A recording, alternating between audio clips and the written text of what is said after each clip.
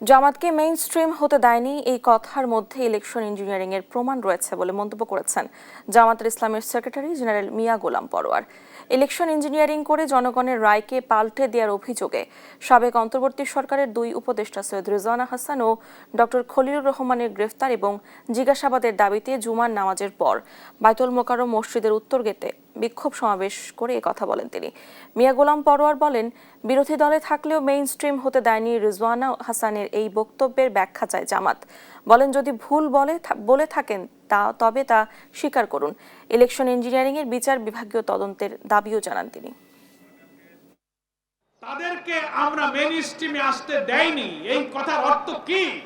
সমাজের সুশীলদের কাছে ব্যাখ্যা চাই। যখন আপনি অন্তর্বর্তীকালীন সরকারের উপদেষ্টা হিসেবে দায়িত্ব পালন করছিলেন, আজকে যারা সরকার গঠন করেছেন ওই দলের যথেষ্ট উপকার আপনি ওই সময়ও করেছেন।